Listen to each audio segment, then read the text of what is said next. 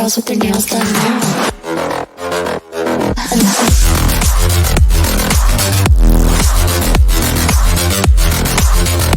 Girls with their nails done. I got girls with their nails done.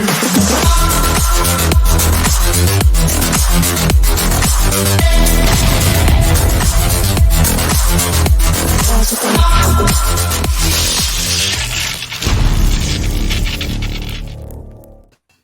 Yeah.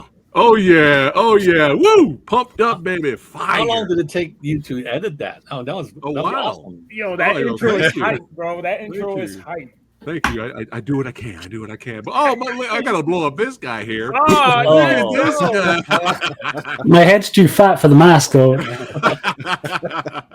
No, the mask is too thin for your head. You're very kind.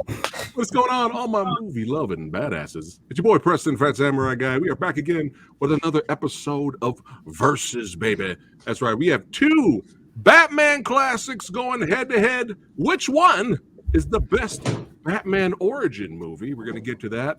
And we're going to have some fun here. But first up, let's get the introductions out of the way, and then we can get started. The commentary beast, Frank Jang. Welcome back, brother. Thank you. Actor, filmmaker, stuntman, martial artist Kyle Wong, who is de-aging, by the way. You're de-aging. I don't like it. I'm angry. So you're good to have you. And here he is. Thanks for having me. Action flicks, baby. Big John in the house. How's it going? Welcome back. Yeah, man. And here he is, director of Bone Cold. That's right, Billy Handsome Hansen. Welcome back, bro. I need to start putting that in my name. Like You gotta do that now. And it's the first time on Versus on the channel. What an honor to have this guy. You know, the Samurai Guy's got to hang out with the Shogun.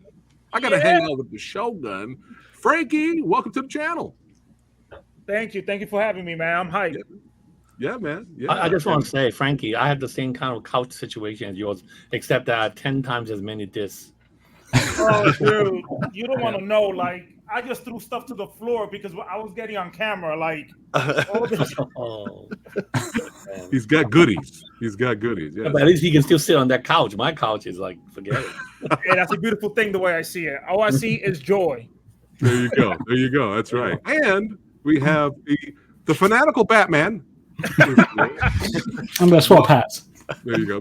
Good to be back. Fanatical Dragon is here. And of course, Kung Fu Santa himself, right? Rick Myers here. Ooh, Bat. Nice. The Bat clothes, that's right. And the comics represent. Yeah. Let's say hello to the people in the chat here. Oh, they're flooding in.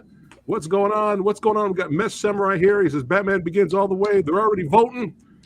Wow. Lady Danish is looking forward to start the ruckus. Everyone's starting the ruckus. John Martinez, there you go. Michael Gonzalez's two favorite Batman films. There you go. Adam Evans in the house. Anubis in the house. Javon Wallace, who's going to be making a special guest cameo a little bit later. Yes. Bob Odinson, what's going on? Good to see everyone here. Will Thorburn. All right, let's go ahead and jump right into this, baby. Oh, yeah. So after the hilarious travesty of Batman and Robin, which is really funny, you watch that as good bad now. You can have some fun with that. But after that, Warner Brothers is like, oh boy, we gotta start over, man. We gotta take some time and start over. And then boom, Batman Begins came out, and I was so excited. I didn't know Christian Bale's work at the time, and but then I saw Equilibrium, and then I was like, oh, he should be fine as Batman.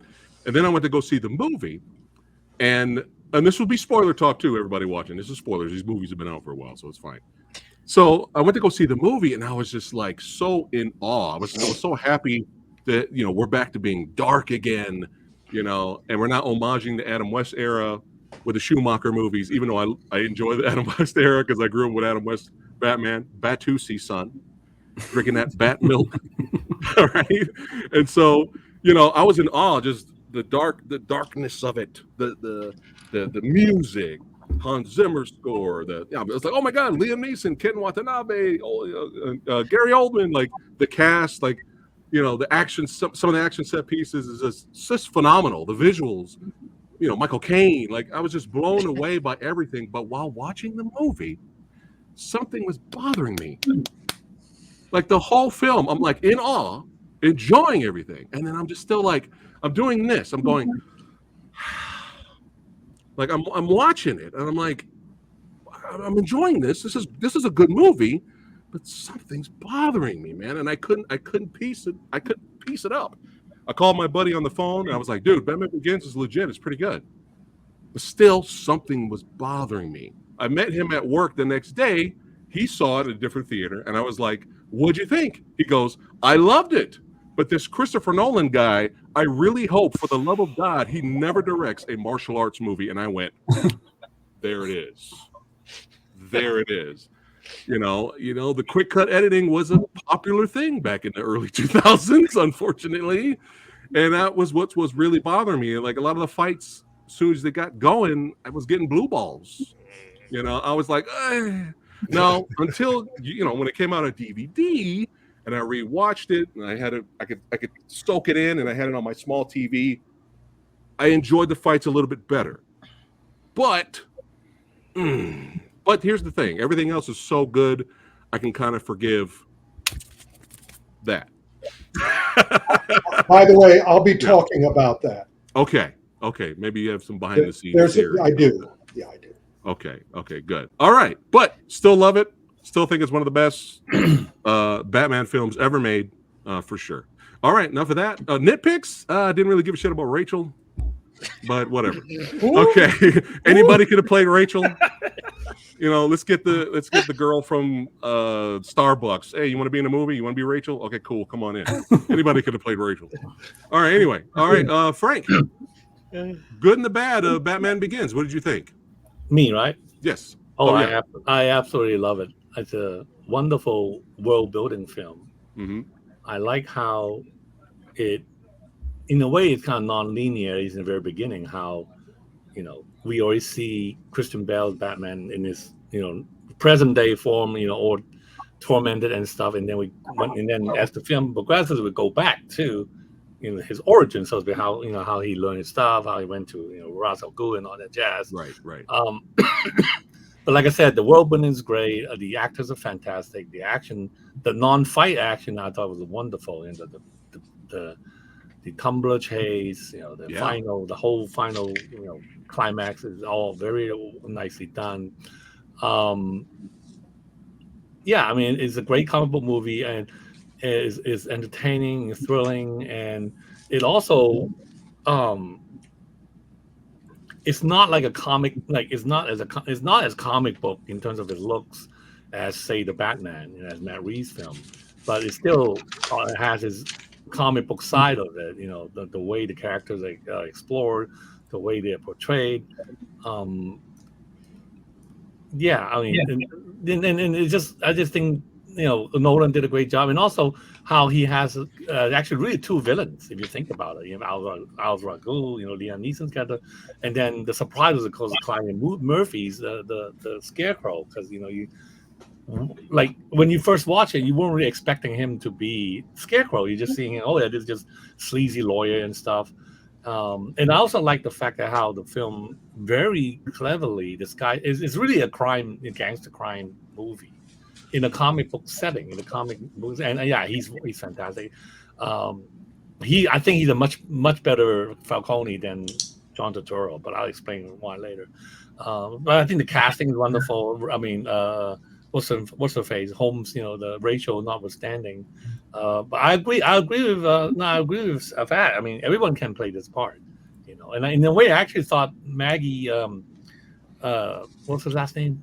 Gyllenhaal. Yeah, Maggie Gyllenhaal was actually not as good as she was. I mean, that's my own personal opinion. Yeah, I would agree. Yeah. But and then the great music, James Newton Howard's music, cinematography. Yeah, I mean, it's a wonderful beginning to a trilogy that I think that all three films were really kind of, milestones in comic book movie making. So so I love it. Especially the nightmare scenes were dope. Yeah, anytime there was a nightmare scene, man, I was like, oh, visuals. I'm loving it. I'm loving that. All right. Kyle. Definitely the highlight was being like Gary Oldman. Gary Oldman is definitely a great James Gordon. throughout Oh, the yeah. whole trilogy, in my opinion, especially how he starts off as just a beat cop, then continually with just understanding what's going on. And I actually like the fact that we don't get the actual Batman costume when they first work together. It's literally like the mask, and that reminded me of Mask of the Phantasm when I grew up, where he just started off and just was black balaclava and no cape or anything else, just his own utility belt, and then just try to fight crime. And then it was interesting to see this film have logic behind all of Bruce's utilities for everything that he would get. Not just like, he's just rich. Here, he could just grab all this and all this. He had Morgan Freeman's Lucius Fox literally saying, we Great. have all this. Like, you just have all this sitting here? Yeah, it's your company, it's your money. Go ahead, use it. Spelunking. Spelunking. Write it down, spelunking. It was interesting to see that, and I was like, that makes sense. You know what? I don't know why you have to live in your home building, let alone the freaking microwave emitter to just, spread the whole fear thing. That was questionable. That's the only thing. That and the fact that even though it felt really introducing like Falcone, Scarecrow, and then the corporate side having randomly Rutger Hauer on the corporate side. That was it felt like there was so many like sub and then real villains up to Liam Neeson. That was the only thing about the drawback that I would say about the film. But other than that, like, it felt nice that we got a reboot / reintroduction to Batman to a newer within the 2000s than what we got back with George Clooney. All I can say is it did feel nice to see something very different. Well, you don't like George Clooney as Batman? Hey, freaks. George Clooney doesn't like George Clooney as Batman. That's true. He's hilarious. I heard him. All right, Billy. So I had a really similar experience watching Batman Begins that you did, because I was in the theater and I was recognizing, like, this is a cool Batman. Like, they've made a big leap. They've made a concerted effort to go back to something cool and dark and rooted in emotion and character. But I was sort of left a little cold because I felt like the story did such a good job at building up those fight scenes, and they should have been this sort of like emotional catharsis to watch him kick the shit out of a bunch of guys, and then all you get is that like so it's exactly like you said, ninjas. Yeah. So like conceptually I was like, this is like spot on, this is awesome, but I left the theater feeling a little let down, a little cheated. So I didn't like it the first time I saw it, and then I watched it again and I went, oh, actually this is pretty great. Like, this is a pretty great movie. A grower. Like, it's a for sure. And once I sort of knew that the fight scenes weren't going to deliver like what I exactly wanted, I started to look at the rest of the story, like all the character building, all the world building stuff, and like I clocked it. I watched it again yesterday, and it's like a full hour before you see Batman, before that big "I'm Batman" moment, and I don't mind that at all. Like, I've never minded waiting an hour to see Batman, because you're watching these really cool training montages. You're getting this incredible background for this guy, and like we said before, there's logic to literally every piece of this, and that way when he is the Batman in the suit fighting the bad guys, you're just so on board with him. And then there's still like another hour and 20 minutes of movie left, so it's awesome, and there's time for like those big chase scenes and the big action scenes. So now looking back at it, I love it, and I think it's a classic. And like, I mean, this movie, and obviously The Dark Knight too, but I think this one is really the one that should be credited more with launching the whole superhero genre that happened, because this is the first time that they were taking superheroes seriously as characters. And the script for this one was so tight. Like, it's 220, so it's not a short movie, but there is so much packed into that 2 hours and 20 minutes that like you're just getting constant story and constant character. and it's all efficient and tight. And the very first scene, they're talking about fear, and then everything else in the movie is built off of fear and like using fear, changing fear, like facing your own fear. And so when you do that, you get this really immersive emotional experience with a comic book movie, which I don't think we'd really seen much of before. So yeah, it was really nice to have that kind of change in superhero movies and watch something like, I feel like everyone wanted this exact kind of Batman. Like, I just want to see him fight people. I want to see scary villains that need to be stopped instead of Arnold one-liners, It's funny, Billy, what you mentioned earlier. I remember when this came out and then The Dark Knight came out, I remember a lot of critics and people were going, it's too, like, they didn't like the fact that it was portrayed as realistic. They were like, I'd rather just go watch Heat. Yeah. Then why do you get your Batman out of my Heat movie? I was like, oh, click. I'm going to listen to these idiots. Jesus Christ. There's nothing wrong with being grounded in reality, comic movies, and fantasy. There's nothing wrong with that. Nothing at all. And I think there's a really interesting cross-section of those two things. Like, you can absolutely have like elegant, poetic storytelling in superheroes. They're exaggerated versions of human emotions, like that's what they're sort of meant to be. That's why you can have this big giant chase scene that feels really tense and emotional and sad, so yeah, I don't know, like, and I'll say one personal thing too from Batman Begins. When we were making Bone Cold, we have a creature in our movie, and we wanted to make it surreal and creepy, so every time you see it, there's this little warble effect that's going on. There's sort of quick zooms in and out. Absolutely stole that from Scarecrow in Batman Begins. I think I literally said, let's try to do the Batman Begins thing, so it's really creepy every time we see it. Well, the best steal from the best. And speaking of the best, he just showed up. OGP in the house. You made it. The best. I have failed you. I apologize. You're fired, sir. You're fired. Man, I'm telling you, I had obligations earlier in the day. They were supposed to be over at 2, and that did not happen. So I apologize. But it's all good. But Batman rules. Yeah. Well, welcome, brother. And OGP, we vote at the end. So don't vote yet. We're just talking about both movies. Yeah. Sure. We just talk about what we like and we didn't like, and then we vote at the end. All right. We only have the great Frank Jang here for probably like 10 more minutes. So let's go ahead and semi-speed it up here, and then we'll get to Frank, and then he'll talk about the next movie, and then he has to bounce. But we'll go to my man, Shogun. Shogun, thoughts on Batman Begins? And this guy over here, this guy knows his ninja movies. So I'm curious to hear what he has to say. I mean, when I first saw this in the theater, I already seen Nolan's work from Memento. Like, that was like a rental shop freaking movie that was passed around like a joint. Like, everybody saw Memento back in the day. If you chilled around like NYU. The first 20 minutes of the film, I didn't know it was a Batman film. It felt like I was watching Lee Samurai. It's just that good. The color grading, the palette on Walter Fizzer, I think he's the DOP. Like, the shots and the framing of Batman Begins actually feels like comic book panels, but you forget you're watching a comic book film. You're watching a pure film, like Shawshank Redemption, all that. Like, I forgot it was this Batman film.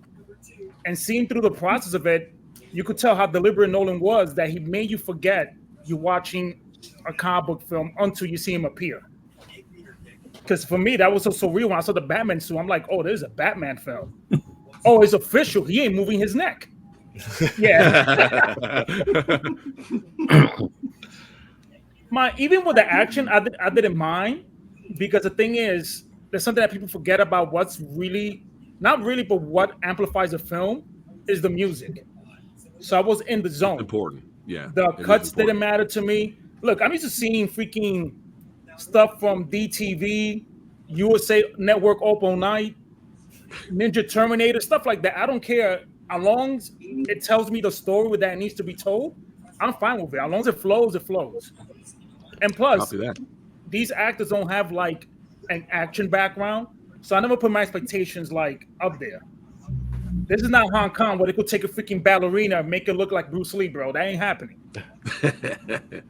Yeah, copy that. I love the film. I really do because, like Billy said, it changed the game. It set the trend.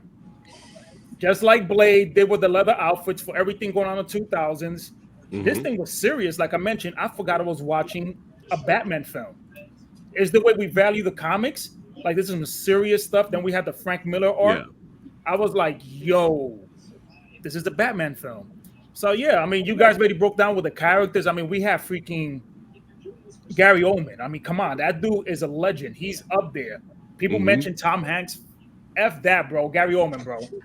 Great actor and great character actor on top of that. Once you're a character actor, you're the G. You're the man. You didn't like Tom Hanks in Pinocchio? I don't like Tom Hanks, period, bro. That was classic. He looks Guys, like don't use one good actor to hurt another good actor. Just stop it.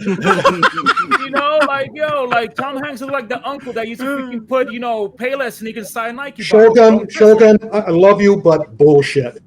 Go on. Move on. Move on. Good, but Gary Move on. He's great. Move on. Thumbs up from Shogun for Batman Begins. All right, Fanatical. I'll be quick because everyone's said a whole bunch of pretty much great stuff already. Easily the best cast I think ever assembled for any comic book movie. Even the supporting characters who are only in for one scene are phenomenal. That wee kid that he sees on the staircase is Joffrey from Game of Thrones. I mean, come on, like everybody's like top tier. And easily my favorite Batmobile from any Batman movie. I think the Tumbler might not be the slickest. Yeah, man. Yeah, it's so cool. It's the closest I think we'll ever get to that tank in The Dark Knight Returns, which I don't think you could ever really make a live action version of and have it make sense. So that was like a kind of great actual practical version of it.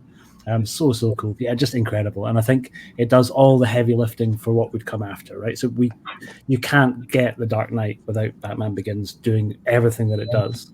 Because Dark Knight was able to kind of hit the ground running. And for maybe the last decade or so, anytime I watch the movies, I don't really watch them individually. I have a tendency to watch the first two just back to back. So the Batman Begins and The Dark Knight kind of feel like one big movie to me.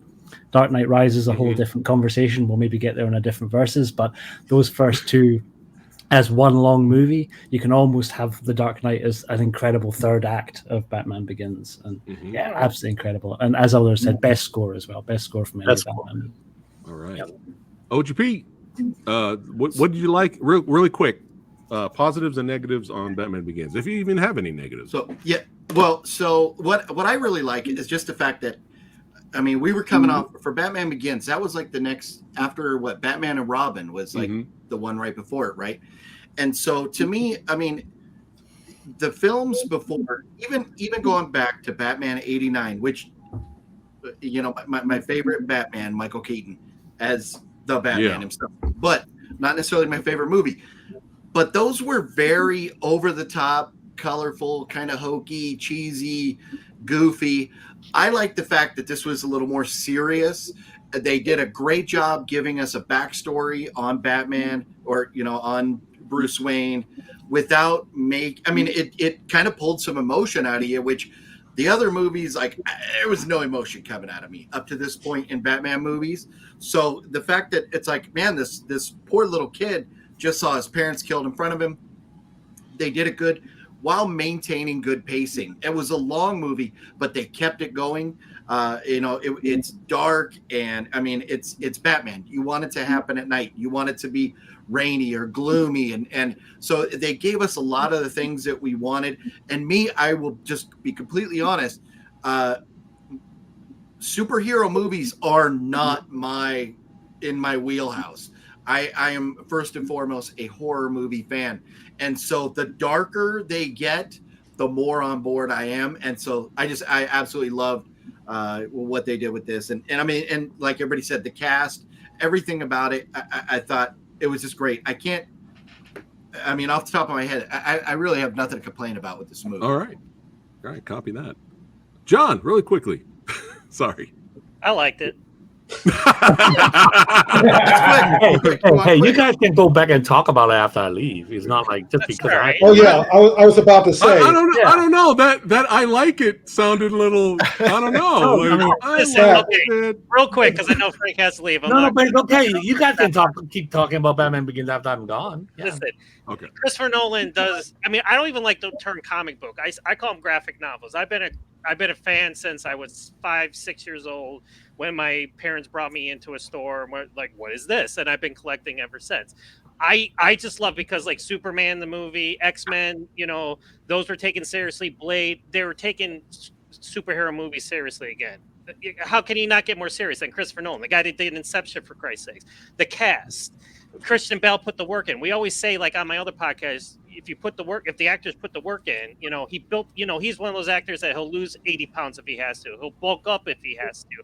Yeah, he does a phenomenal job. He's a little tight, you know, behind the camera, as we all know, but that's because he's an artist, you know, he wants things done the right way. But I mean, the fight scenes I like, you know, are they hard to watch? Yeah, but I'm one that really focus because I'm a martial artist, so I really focus on everything. And like watching it at home on your TV, you can go back and rewind and stuff like that. So when watching in the theater for the first time, yeah, I was kind of like, wow, that was kind of like Born Identity or, you know, type of stuff going on. But and it's got ninjas in it. You put ninjas in anything, it's like it just automatically makes it a better movie. And I liked how they made it like martial arts, you know, like because you know Batman, that's what he trains. He's a normal guy, so they incorporated the mysticism and you know and the mythos of the martial arts. And how can you not complain, you know, about Liam Neeson, Gary Oldman, you know, Morgan Freeman, for Christ's sakes? And I kind of like the James Bond to it, you know, where he had the research and development and all these gadgets and stuff like that, and the tumbler. And it's badass when that tumbler, when he comes out for the first time with that thing. It's like its own character. You're just like you're sitting there in the theater, you're just like, what in the actual hell am I watching right now? This is the most fantastic thing I've ever seen in my life. And I think Batman Begins. I mean, we're just talking about the first one, but I think it's got like an edge over the Batman because there's the two other films, and it's such an immersive, expanded, epic scope of a franchise. You know, will the Batman get there? We'll talk about it. But I mean, yeah, I just loved it that they were taking it seriously, and people were like, "Oh, wait a second, you know, this is more than just a comic book movie. This is actual, you know, cinema." You know, and Hans Zimmer. Like, I love John Williams' Superman score, but I love his score for The Man of Steel just as much. I get goosebumps when I hear it, and his score for Batman is equally just like, it's just like you hear it and you're just like, yep, okay, let's go. And there's also actually James Newton Howard also worked on it, so it's like Hans Zimmer. Yes, that's right. Yeah. All right. So I liked it. Yep, I liked it. It was good. And it had ninjas, so there you go. We're good. Pat, let Frank talk. I'll talk because I'm going to go on for hours. Okay. Let All right. Frank talk. Frank, before Frank leaves us and gives his vote, Frank, thoughts on the Batman? Okay, so the Batman. The Batman is really more of a detective story. There's comparatively speaking, there's actually very little action. Although the action is very good. It's a character inspiration, many character inspiration, really. And I saw this film twice in the theater because I think the cinematography is just gorgeous. Yeah. And also, unlike Batman Begins, Gotham City is also a character in this film, you know. And I think it really you need to see the Batman twice to kind of appreciate the overall thing, everything that you see in the film. But I mean, of course, you can. I mean, when it comes to casting, you cannot compare that with Batman Begins. I mean, no matter how good, you know, Jeffrey Wright, I think is actually much better as Felix Leiter than as you know, Commissioner Gordon. I mean, he's no Gary Oldman. I'm sorry to say, you know, Gary Oldman did such a wonderful job. And then my main complaint was with John Turturro. With John Turturro, you can, like, the moment he show up in that film, you can tell he's acting. He's like, yeah, he's acting. The moment he walked, remember that scene at the funeral, he walked out from the car. It's like, dude is acting, you know. Whereas with the other guy who plays he was wonderful. And he's like so natural. He's like, you can totally believe him as a Chicago gangster boss, even though he's British. So that's all. So casting wise, I mean, the casting is good. I like Robert Pattinson. I like how brooding and moody he was. But yeah, I mean, it's a great portrayal, and I look forward to it. I think my other main concern was really the ending of the film. I'm not sure I like the idea that at the end he kind of revealed himself to everybody. Like remember at the end with the flooding and stuff, then he decided to go and rescue all these people. I'm not sure I like the way that is resolved. It's almost like I prefer him to be like himself, loner, vigilante kind of type, and not this guy. I mean, it's almost like Superman. It's like he became kind of Superman, and I'm not sure that's the kind of Batman story I want to see moving forward. I'd rather him be this one man vigilante fighting various crime balls. Again, the Penguin, what's his name? Colin Farrell is fantastic. The Penguin. It's a great film. I mean, I just don't know. I mean, there's some flaws in it. I still think it's a great film, but I don't think it's on the caliber of Batman Begins. And so here's my vote. So before I give you a vote, which is kind of obvious by now, but I'll just tell a little story. Okay, so last week, me and my wife went to a pizza place. We want to eat pizza, and at the pizza place there are several TVs showing different channels. So one of the TV, of course, was showing Batman Begins, and so we ended up staying there for over an hour just watching the film. I mean, by the time we got in, by the time we got the pizza place, it's already like maybe been playing for like 10, 15 minutes. We just stayed there and watched like for another hour and so, it's like we were glued to the screen. We couldn't leave. I saw the Batman a little bit earlier this morning. My third time, like I said, I saw it twice in the theater, and I fell asleep. And I mean, I just felt that I think the story took too long to tell. I mean, it's not like it's not a bad story. I just feel that this film, the Batman, is not for everyone. I think the Batman is really for someone who who's not. It's almost like he's not making it for a wider audience. He's making it for nerds and geeks like us who appreciate comic book movies, appreciate the Batman is not for the casuals. Yeah, exactly. Thank you. That's exactly what I meant. Okay. And I also felt, right. And I also felt that I don't know, the story was just too widespread in the Batman. There's too many things going on, or in some way it took him too long to get to the point, I think, sort of. Although it's still a great film, like I said. But, I mean, no comparison. My vote goes to Batman Begins. All right. There we go. What a surprise. Who would have thought? Frank, thanks for showing up, brother. Thanks, love you, brother. See you soon. Guys, see you later. All right, take care. Bye-bye. All right. Wear your mask. All right.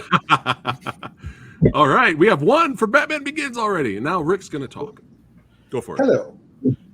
I'm always fascinated by, being that I am the age that I am, and being my relationship with Batman is longer than any of your relationships with Batman. I'm always interested in how people make judgments. Also, my years of seeing movies and reading comic books is far more extensive than yours. I mean, the first comic book I probably started reading when I was 4 or 5 years old, which was 65 years ago, was Batman. Because I always went to Batman because Superman the comics had already degenerated into the red kryptonite and what if stories, because they had just run out of ideas. They've been doing it for so long. And over the years, I loved Batman because I read two kinds of books when I was a kid, which was science fiction and mysteries. And Batman, they kept announcing in the comics that he was a great detective. And that's what I wanted. And also, because I started my career in comic books in 1973, this 50th anniversary Detective Comics 80-page number 598, beginning the 50th anniversary adventure. In the back of this comic, we have a section, tribute. People of note pay homage to the Batman. And a couple of pages later, Hey. Nice. I also was the writer of the sequel to Digital Justice, the Pepe Moreno first computer-drawn Batman story. It was never published because Pepe sort of fell out after that. So I'm very well versed. I was well known and accepted into the halls of DC Comics, was very good friends with the editor of the Batman books, which is why I wound up in that issue. I mean, when he asked me to do a page in the Detective Comics, I was stunned. And so I've seen them all. The first Batman on screen I ever saw was from the serial. I mean, I wasn't that old yet, but they did, once the television show was successful, they repackaged the serial and the cliffhanger serial. And I saw all 15 chapters in one afternoon. So yeah, I know Batman extremely well, and but I learned very, very quickly to take each one individually, not comparing, only judging them on whether they were good or bad, not whether they were better than the last one or whatever.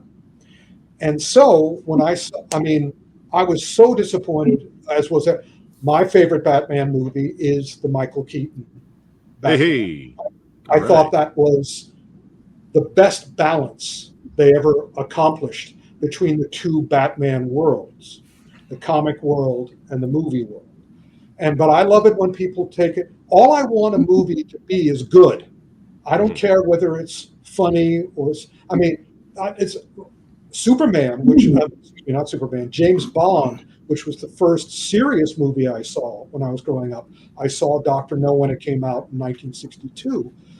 I learned with James Bond that if I expected each James Bond to be better than the last, I was asking for trouble, because I had to take each one individually. So yes, Batman and Robin was a travesty, was sad, was campy, was stupid, but Warner Brothers has a history of sabotaging itself and sabotaging its films. See what they did to Green Lantern. See what they did to Superman. The first Superman, I was on the set of the original Christopher Reeve, Richard Donner Superman for a month. And then the second one comes out, and I go, and then especially the third one comes out, what the F? Because, of course, the second one was the first one. They filmed that all at the same time, so I saw them filming that too.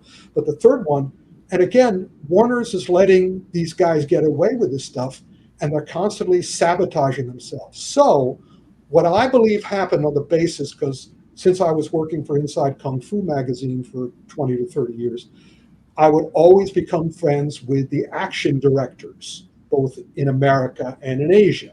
And they would tell me stories. And also, since I was involved in Hollywood for 10 years, I saw what happened behind the scenes with the producers. So I recognized, and whenever I see a movie like Batman Begins, I love becoming the movie detective. Why did it turn out this way?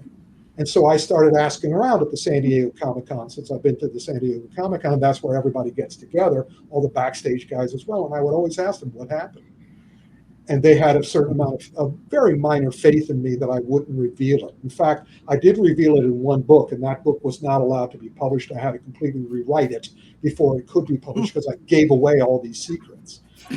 Be that as it may. So what Warner's did, Batman and Robin, then Batman Begins. But again, they started doing their backstage stuff, saying, well, maybe you can do a little of this, and maybe you can change a little of that. I mean, you look what happens to the G.I. Joe movies and how they get these great choreographers and then cut the action scenes to shit in the editing room. So here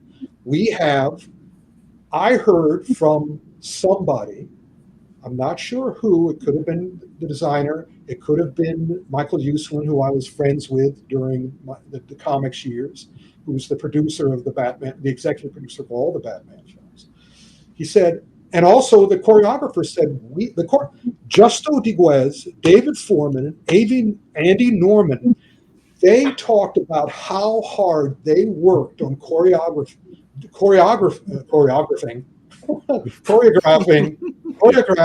the Batman Begins scenes. And then when I see them at Comic-Con, I went, what happened? They said, the fucking costume. They had supposedly learned their lesson on the last one to allow, and especially from the Michael Keaton one, to let Batman turn his head. But again, they were on such a tight budget and on such a tight schedule that when the costume came in and they were filming when there were, those scenes in the where Liam Neeson was training him, that wasn't filmed in America. I forgot where it was filmed, but it was in a foreign land. So once the costume came in, they didn't have time to change it. So they just sort of went, we have to cut the shit out of this. Oh. And they cut this shit out of Huh. And then once they got out of there, and once they had time to change it, a decision was made, I'm not sure by who, is that we have to make it consistent. We have to have all the fights be consistent.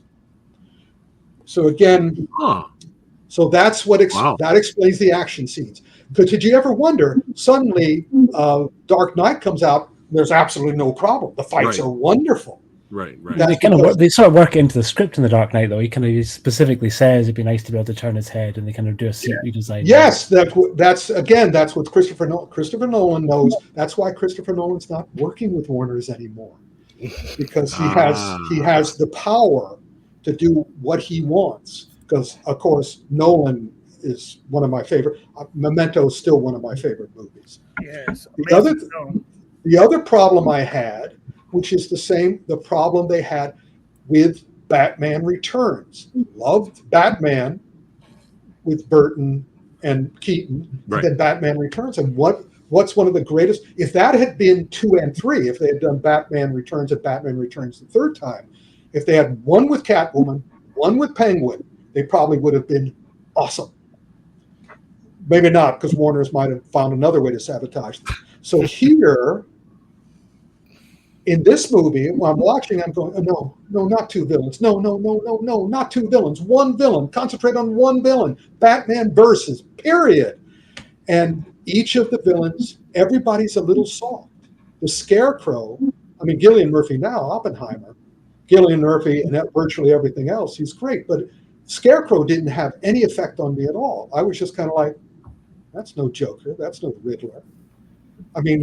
If it was just Ra's al Ghul, we're good. Right. So basically, I left the theater again going, I have a mystery to solve. And I went out and solved the mystery. Again, Warner's doing stuff, but it was powerful enough, and Nolan is powerful enough to be able to say, the next one, you don't say a fucking word to me. I'm going to do it. I seem to remember Uslan was talking about that. So, yeah, unlike everyone else, I saw it when it first came out. And I saw it in order. So in other words, I'm not using it as a judge for anything. I hadn't seen Dark Knight and The Dark Knight Rises yet. Mm-hmm. I had only seen Batman Begins. So I just remember how I felt about Batman Begins, which is the way I imagine most of you felt about the Batman. Right. Not something's wrong. But then Dark Knight, it's like, okay, we're good. But I didn't attach them. I did not attach them. I took Batman Begins as a singular situation. All right, that makes a lot of sense about the suit, having limited mobility. Let us go, and not the time to change it. Right. In that area of the filming. All right, now it is the Batman 2022, and I did not see any of the Twilight movies. I said, fuck those movies. It's not for me. That's the most blast I had in the theater. Hey, you know what? If you say they're good, bad, Shogun, if they're good, bad, I'll watch them. They didn't, as they say in Rocky Horror Picture Show, didn't make it for you. Yeah, I know that. That's why I didn't bother going to watch. But I like good movies, and I enjoyed the Twilight movies. I got sisters, man, and I had to see them. You enjoy them? Yeah. They're good? Yeah, they're comedy, bro. Just have a couple of White Claws, you see. They're fun.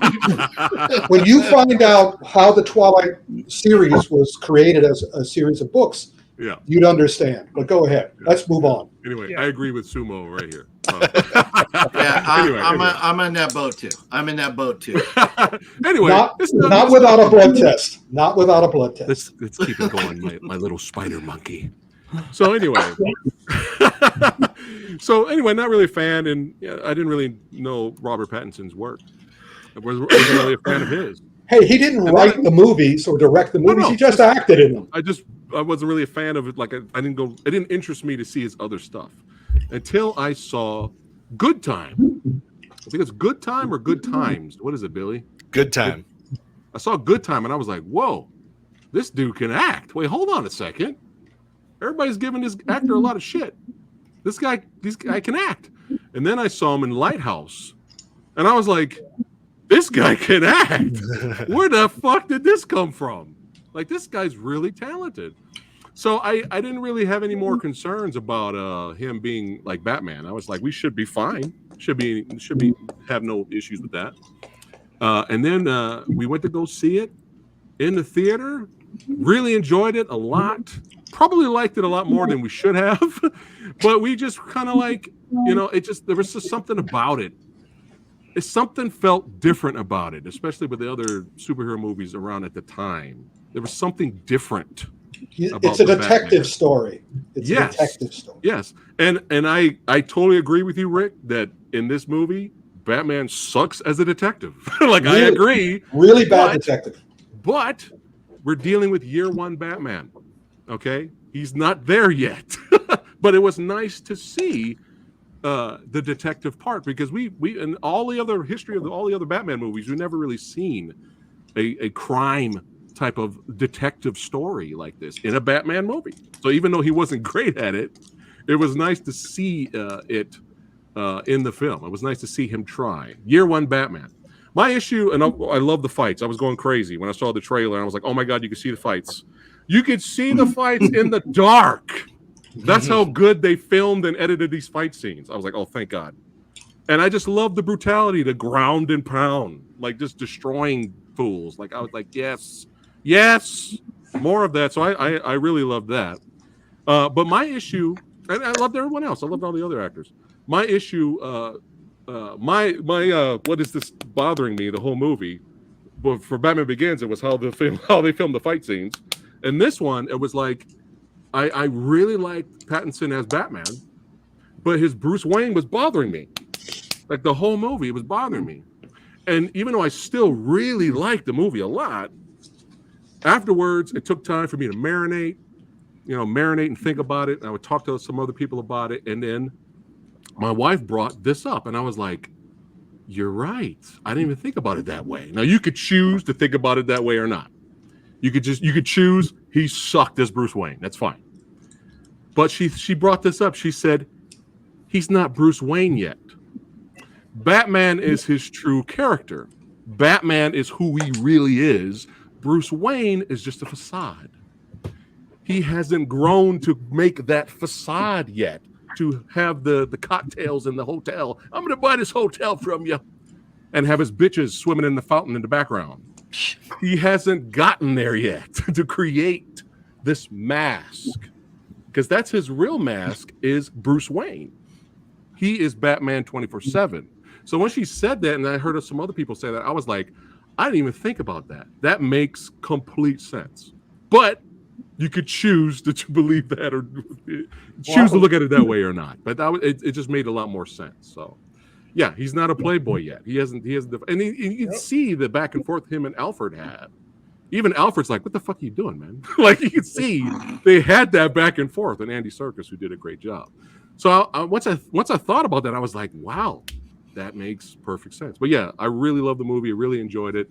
The fucking car chase sequence is fucking fire. The way it's filmed, the stunt work, it's so good. And I love the music. I love this theme that's in here. Both movies have great soundtracks. Great, both Batman themes. You know, it's funny, OGP, what you said earlier, how the Keaton movies are considered like campy, right? What's funny, Rick, and you know, I've heard so many other people say that. What's funny, Rick, is I remember when the Keaton movies came out, and there was warnings. Parents were like, "Don't let your kids." There was tons of videos on TV. There was churches. I remember that. Yeah. Churches that were like, "Don't let your children see the Michael Keaton Batman movies. They're too dark and disturbing." Oh my God! To be fair, look what it's done to all of us. Yeah, it's just so funny when you think about that now. But yeah, I love the Batman. Negatives, I really can't. Oh, okay. I thought of one. Yo, that thing hit you hard. Yeah, I thought of one. I really like this actor. I thought he was phenomenal, and There Will Be Blood. I thought he was absolutely phenomenal in Prisoners. When I heard they were casting the guy from Prisoners, if you see Prisoners, you know what I'm talking about. The guy from Prisoners as the Riddler, I was like, oh my God, this is like gold. And there were parts of the film where I think he really nailed it. He did something interesting. But there were other parts of the film where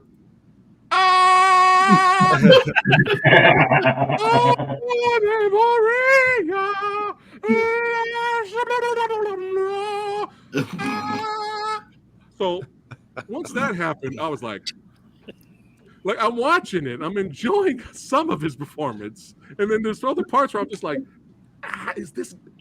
Is this good? Is this cringe? There was something off. I don't need to talk. I don't hate it. You're saying everything I'm gonna say. Again, I don't hate it. I think he did bring something. But yeah, something was just off, and not in a good way for me. But that's it. That's my little nitpick. But John, go ahead. Go right to you.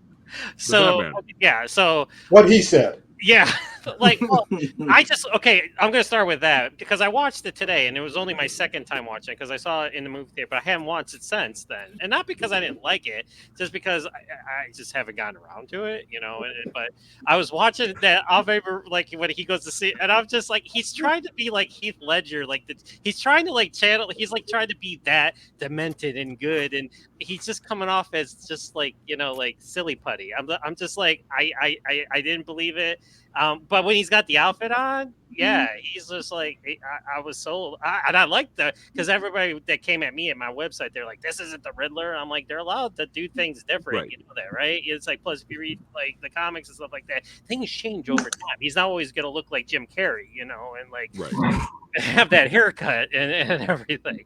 But going back to the actual movie, I'm a fan of it. Am I a fan of the 3 hours? No, I don't know why. I mean, I'm just watching and I'm like, there's a lot of stuff that 2 hours and 20 was Batman Begins, I believe. I mean, that's good. I liked how they didn't show the death of his parents again because I'm like, do we need to see that? No, we've seen it 8,000 times. But caffeine will kill you.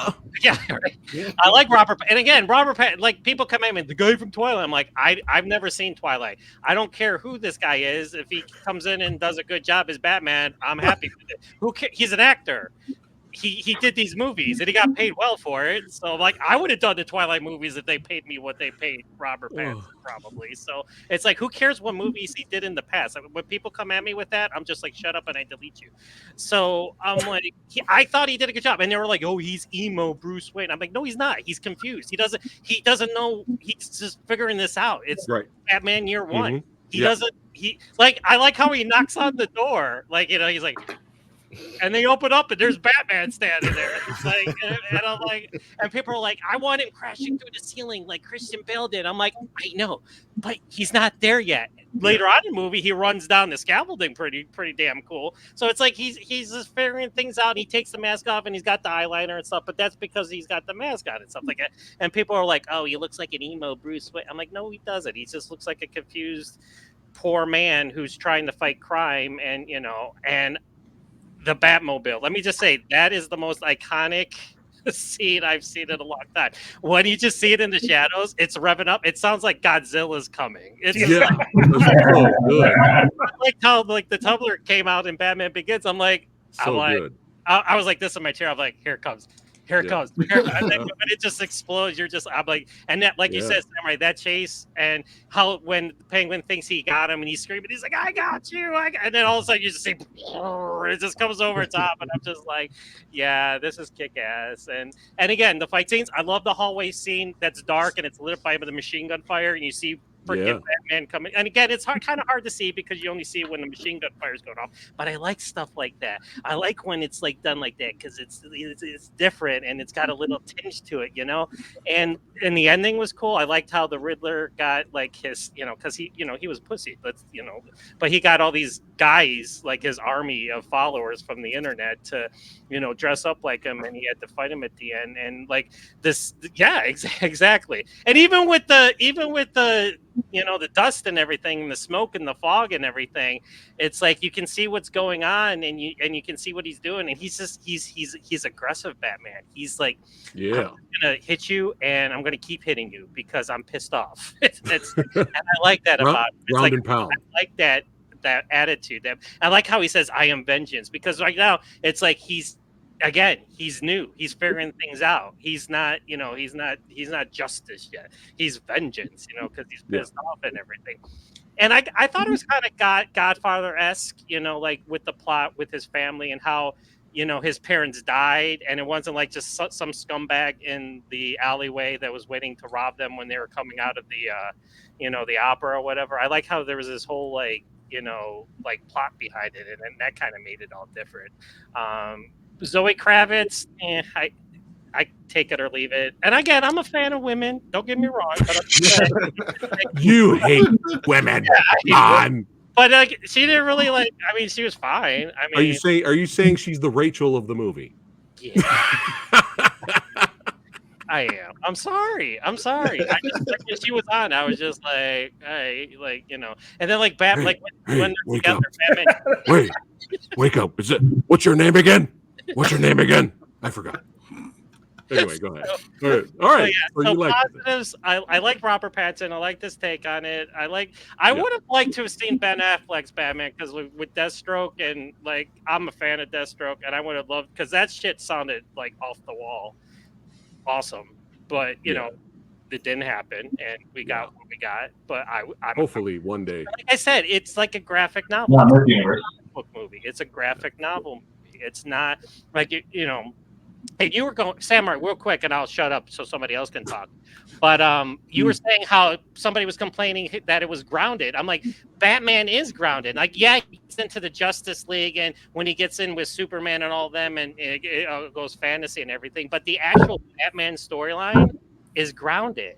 It's like the city is just like, they do different takes on Gotham City and stuff like that. But it is a grounded movie. And I like the stripped down Batman, like, because in Batman Begins, he had Lucius Fox, and like, hey, we have this weapons development, division, like, take all this stuff, and it's like he had to like do stuff himself and think of things. Like that Batmobile was just him like spending every hour he could get like just working on like an old car and stuff like that. And I liked his outfit. I liked how he took the bat off and used it. And I've been reading the comics since I was a kid. And I was like, I enjoyed it. Did I enjoy the 3 hours? That's probably my worst takeaway from it. A little too lengthy. Okay, all right. Today, and I'm not gonna lie, I paused it a couple times and walked away, and then came copy back. that. I got a little bat rant. I think Batman's been bullshitting us this whole time. This not killing. Okay, I think Batman's been bullshitting. All right, the whole I don't have to save you either. Batman, you killed Ra's al Ghul by leaving that train. Yeah, you did. You killed Ra's al Ghul by I don't have to save you. Shut up. Everyone lost their shit when Ben Affleck was killing people in BVS. Michael Keaton killed people in the Keaton movies. Michael Keaton killed people in the Michael Keaton movies. Did we forget about that? I love Ben Affleck. And that warehouse scene in Batman versus Superman, I freaking love that shit. Batman's bullshitting. Yeah, I was like, give me more. You heard it here, folks, man. Batman is capping, bro. That's right. All right, Shogun. Thoughts on the Batman, good and the bad? The good, like a lot of people, they were like looking forward to it on the director base, and the actor, it was the production designer, James Chinlund, because he did Planet of the Apes and some of I think one of the Marvel films. And because I work in theater right now, that's what I do. So set design for me is hugely important when it comes to films. And he made this film look very busy, And for the love of God, they actually use lights. They use lamps. Hallelujah. They think everybody has an OLED TV with this natural lighting nonsense. Not everybody has a freaking Sony Area 8000 camera with freaking 16 megs or K resolution. That no, man. People have TCLs. People have, LGs. They don't have no Sony beautiful OLED or the LG Master Series. Nobody has that. It's only a few. So I love the way it looked, and I got the best 15 minutes of my life in that film. That opening sequence with the train, with all this particle stuff flying, and with that music kicking in with the atmosphere, man, that thing made me feel like I was watching The Crow, how that city looked. Nice. It was just marvelous. And the way he popped up, man, he popped up like Kendrick versus Drake, bro. He's just there. He just popped up. That thing was amazing. And when I saw the fighting, how seamless it was, it reminded me of you could tell they used this for reference of the Rocksteady video games Batman. Even the lights, there was little references with the games there. Even the way the lights would add a little bit of lens flares, you see that in the Rocksteady Arkham games, yeah. Yeah, man, those Arkham games, especially with the wet floor, you see that throughout all the Arkham games. So that was great. After that, I started getting mad. All right. There was no chemistry. Okay. It was bland. And when you have somebody as Catwoman, I love Zoe Kravitz. I love her. She had no charisma. She was just there. Especially when you got that crazy performance from Michelle Pfeiffer. Right. And her transition of the arc, that she had this little nerdy, quirky thing. And when she became Catwoman, you felt the transition. It was like a different person. Right. Her voice, her tone, her mannerisms. You was captivated by it. So I didn't get nothing from everybody in this film, but for some reason, I freaking loved it. Okay. You know why? It's something that you mentioned earlier, is like they're getting to know themselves. They're not perfect yet. You're going to see mistakes. You're going to see stumblings. And you saw that throughout the film. It wasn't like, I was quirky here, now I am the man. An hour later, no, it was consistent. Everybody's still learning. And for some reason, I was highly engaged. Nice. I was like, why do I like this? There's so much I hate. So much I love. Like my girlfriend. I like it, but I don't know a lot of things I didn't like about her, but yo. Nice. I'm digging this. I like this. Yeah. Because you know why? It felt like, it's gonna this weird comparison to say, but it felt like I was watching The Wire. Some of the characters making the most dumb decisions, but that's who they are. And it was great to me. I actually liked this film. I saw it twice. Nice. My friend was saying, damn, you're in an abusive relationship with this film. I said, you know what? There's something there. I'm going to find it. You're like, I should hate this movie, but I... It's like, for me, this film is my 2.0 of Only God Forgives. I love that horrible reffing film. I love it. I found something new every time. Right? It's every such a good time. movie. Yeah. And then I did research on the references and everything. I'm like, oh my God, this is a floor masterpiece. Yeah. But that's subjective. But I don't know. I like this film a lot. There's so much about it. Like, compared to the Nolan one, which is fantastic, I actually like the way the world looks here. It doesn't feel barren. It feels very much alive. And that has to do with the production design. Besides that ending, I forgot. I even forgive the ending. Just like your friends are going to screw up. You forgive them later on. Since you brought up the ending, I have to ask everyone really quick, and then we'll go to Billy. All right. Do you think, I forgot the name of the actor, maybe Fanatical, you can help me out. The actor that was supposed to be the next Joker in this universe. Do you think Barry Keegan? Do you think he would have played a good Joker? Like, let's be honest. No. His laugh was horrible. At the I don't know why my head is shaking no, but it's doing it. Okay. Because I want the Joker, but not him. Do you think you'll all be okay tomorrow? Do you think you'll be all okay tomorrow? Do me a huge favor, Phat. Do not ask those kind of stupid, unanswerable questions. Well, they kind of all answer. Blonde, not blonde. Blonde, not blonde. Remember that? It's going to be awful. Just leave it alone. There's no way we'll ever know. Carry on.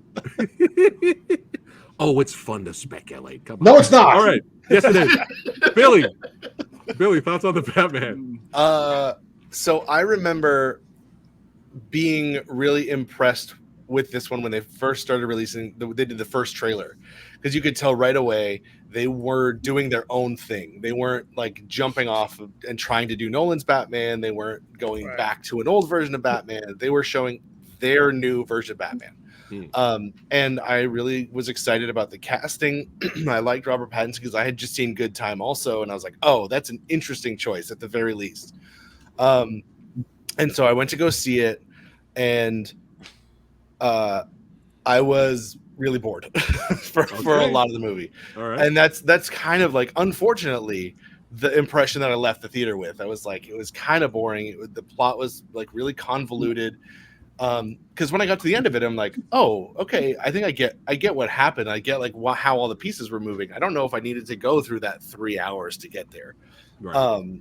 But I think that was my big, and I've got a lot of like nitpicks about story and characters, but who cares really? Like I think at the end of the day, like now watching it again for a second time, I appreciate it a lot more than I did the first time watching it. Actually, kind of similar to Batman Begins. I was able to sort of watch it again, knowing what it was, and appreciate all the really cool shit that was in there, because there's a lot of cool shit in it. And you didn't see it in a theater this time. Correct. Yeah. So that was a big issue too. I did, same thing as John. I had to pause it and go do stuff because it's 3 hours long. Well, that's the best. It's like when you're in the That's movie. the best way to see a movie like this, and Oppenheimer and rest. But I'll get to it when it gets to me. Go ahead. Yeah. But like it's the same thing that everyone's talking about. The cinematography is beautiful. The action scenes are iconic, and I loved that his fighting style was so distinct. He's just this rageful Batman, and you see it in the middle of these fights where they really capture his expression during the fight scenes, where he's like getting hit and he's getting shot. Like, he's not a ninja like Christian Bale. He's just a brawler. He's throwing himself into the middle of these people and just beating the shit out of people, but he's getting hit and he's getting hurt. But you see it just piss him off, and it makes him fight harder. And so it's a really interesting way of showing those Batman fight scenes, and I felt like that was fresh and new and really spoke to the character the whole time. So I really loved all of that. You gotta call out the makeup I almost said the makeout team. The makeup team. The makeout team was not bad either, though. But the makeup team for Colin Farrell's makeup, it was almost so good that I'm like, maybe you guys should just cast someone that looks like that. That looks like a lot of work. But it's a lot of money. I got you. I got you. Yeah, he's so good. But it's, again, we kind of talked about a lot of the stuff. I thought it was really slow, overly convoluted. I love Paul Dano. I was excited about his casting too, but same kind of thing. I never really engaged with that character. He was never scary, really, except for the very beginning, the very opening, when he leaps out with that scream and the hammer. I was he fades out of the shadows a little bit. That was yeah. I mean, that the whole first 15 minutes, like Shogun was saying, it's really captivating and really effective. And then this was the one thing that I just could not shake in the movie, and it's gonna sound stupid and little maybe, but one of the riddles was something like, it's a rat with wings, and they spend a solid 40 minutes with different answers to that, and I'm like, it's a bat. Yeah, we all know it's a bat, right? Yeah. We know it's a bat, right? And I'm like, we all know it's a bat they're talking about. But they don't get to that answer for 40 minutes, and then when he's like, he means a bat. Yeah, that is just so silly. Penguin just tells him nothing. He means a bat. But there's a reason for that too. We'll get to it. Okay, yeah, but I remember seeing it in the theaters, sort of being left a little disappointed, and I really wish it had been better. But I also remembered I'm not mad at it, because it was all those pandemic delays, all of the craziness with the studios. Who knows what's going on? So I think at the end of the day, I didn't really like it, but I don't fault anyone involved in the movie with it. It's a very strange thing. So I appreciate so much about it. And I am excited if they are going to do a direct sequel to this one, which I've heard yes and no. I would be excited to see it. All right. Copy that. Dragon. I love it. I maybe don't love it quite as much as, or I love it in a different way to Batman Begins. Yeah, And Okay. if this was a straight up cinematography versus war, as many others have said, the Batman would win hands down. Cinematographer Greg Fraser, who was the cinematographer on Dune and Dune Part 2 and Zero Dark 30 and Rogue One, it looks amazing. And it's really rare to see a Hollywood movie unafraid of doing really shallow depth of field. Like there's so many shots that literally there's one thing in the frame that's maybe almost in focus, but so much of it they just like kind of drift into this weird otherworldly kind of vibe. And as my boy Frankie said, the production design is also absolutely incredible. It's weird that a few folks have shouted out the score, because for me, there's only 2 songs in the whole score of this movie. There's Nirvana's Something in the Way, and there's Ave Maria. Right. And it's kind of almost like the Riddler's theme is Ave Maria, and Batman's theme's Something in the Way, which does kind of lean into that emo thing. And I'm not knocking it, but he is kind of emo, and I'm fine, right? Yeah. I just wish they'd maybe brought in like Trent Reznor and get Trent Reznor to do the score for it. Would have been kind of pretty That would be badass. cool too. Yeah. I think it leans. Nolan took it really far away from the comics in a way, and as many other people have also said, this kind of pulls it back into that kind of comic book world. And it reminded me a lot of. There's a Jeff Loeb and Tim Sale book called Catwoman in Rome that kind of made a connection that Catwoman might have been from the Falcone family, and it kind of felt a lot like they were trying to kind of tip their hat to that, which I was fine with. It's only really the last act that I kind of struggled with a lot. Like I think it kind of didn't really have a sort of big climax. The kind of climax was kind of with the Penguin in the middle of that chase sequence. That was kind of like it never managed to get up to those heights again in its final act. And as others said when we were speaking about it earlier, he became more like Superman in the end. He became the Batman of the people rather than that kind of like lone Dark Knight. But yeah, I thought it was pretty badass, just a different kind of badass. But it's weird how time is the biggest enemy of these movies, right? Like when the Keaton Batman movies came out at the time, I think I was maybe 12 when that first one came through, and remember it being a big deal at the cinema. And it was the darkest thing we'd ever seen, right? It was the most gothic and the most hardcore Batman. And then you fast forward to Nolan's movies coming out, and those Keaton ones look pretty fucking goofy by comparison. And now, weirdly, the Batman kind of makes the Nolan movie look a little bit goofy by comparison to, in ways, right? As much as I love it, and there's always going to be a goofy element to a guy dressing up as a bat and going out and fighting crime in the streets. So we can never get away from that. But it's just weird how at the time it feels like it's dark as pitch, and then with a little bit of a turn of the dial to a slightly different direction, it can look a bit different. But yeah, I love it, and loved it when I saw it at the cinema, and love it even more with subsequent viewings. The Joker thing, I hope that they do a bit of a U-turn on that, because it felt like I can't pronounce that dude's surname. It's Barry Keoghan or Keegan, or it's a very strange Irish surname. I felt he was trying to channel Heath Ledger a bit too much. And I'm going to wrap this up super quick because I've been rambling for too long. But there was 2 movies that kind of came out of Asia recently. There was A Man of Reason from Korea. Frankie has definitely seen that, and Blind War from China. And both of those had a sort of double act, almost Joker and Harley character that were nothing like we've seen in Batman movies. That's the way they should go, right? Especially with Blind War. I think if they can lend more into that sort of tone, then I'll be very happy if that happens for a Batman 2. We're showing a clip of Blind War at the San Diego Comic-Con, and it's not, for me, it's Daredevil and Elektra. Yeah. That's what they are. Yeah, well, kind of, but what, on the villain side? No, on the hero side. Yeah, and the villain. Yeah, the way she is, yeah. All right, carry on. We're going to get our before we go, we are going to get our spin-off series, so we're going to get to see more of the Penguin in the Penguin sort of spin-off show. Right. He's doing an Arkham show too, and there was a big hard lean into those Arkham games, which I was all for. Even him having shot gloves, right? He had sort of stun guns built into his gloves, which is pretty cool. So, Anyway, enough rambling. Next person. OGP, thoughts on the Batman? So I think it should be said before diving too hard into any superhero movie. I accidentally clicked the button there by accident. I'm sorry. Like I said earlier, horror movies are more like my wheelhouse. Right. And so I love the fact, like right at the beginning, You know, when you got Paul Dano back there in the shadows, I'm like, okay, this is fucking cool. Because if you weren't really paying attention in that first shot, that first reveal, you might not have seen, you know, the face back there. Yeah. So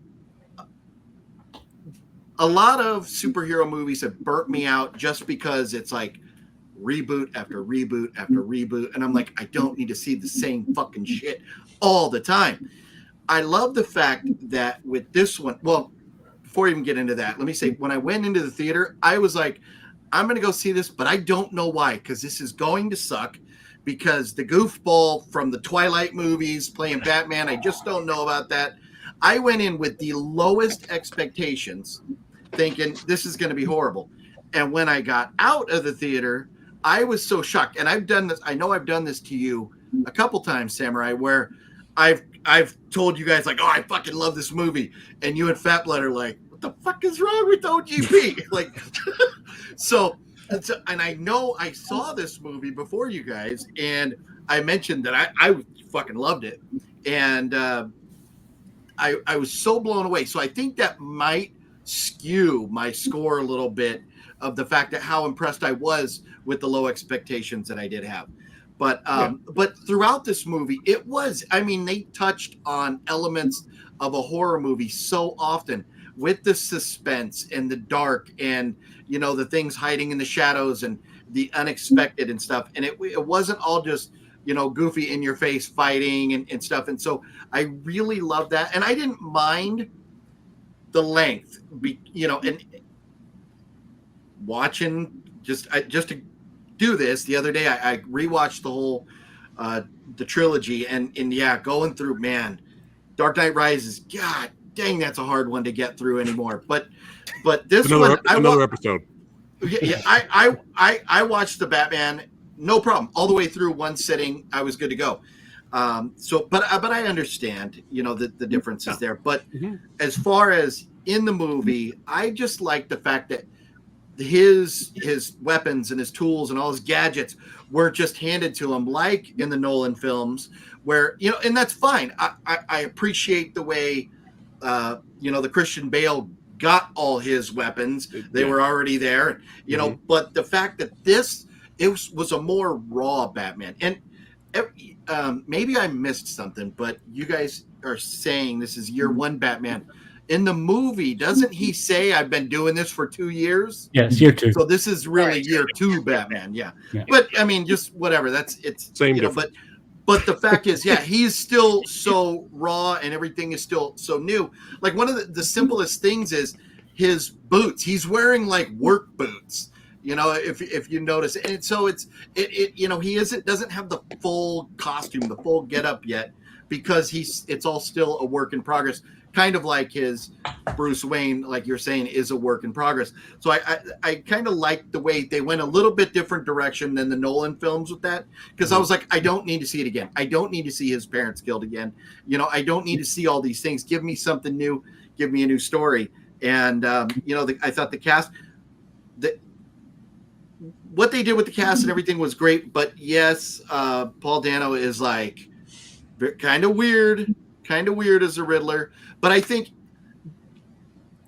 with this story, with the film, with the cinematography, which hands down to me, cinematography in this has got Batman Begins beat.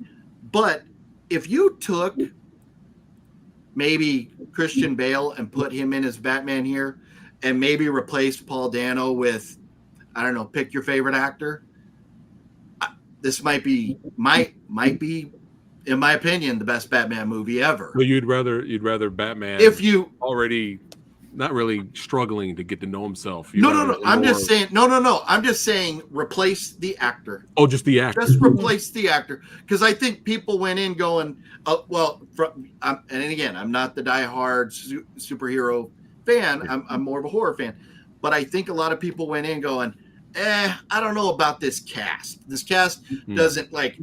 You hear the cast for Batman Begins, you're like, holy shit, get me to the theater now. Where this cast, I was like, I don't know. I don't know if Bale would have mattered if they still wanted him to be the same more character. importantly in than Batman. specifically Bale, just pick your favorite actor and put in a different cast. I kind of I think thought Pattinson did really just well. wondered. Notorious, have you seen The Lighthouse? You know what? I have it right here, but I haven't watched it yet. Dude, I gotta watch watch like, it, bro. Pattinson's legit. Like, Yeah. he's No. really good. And I fell in love with Pattinson as an actor during this movie. Oh. I never saw any of the Twilights. I never saw any of that.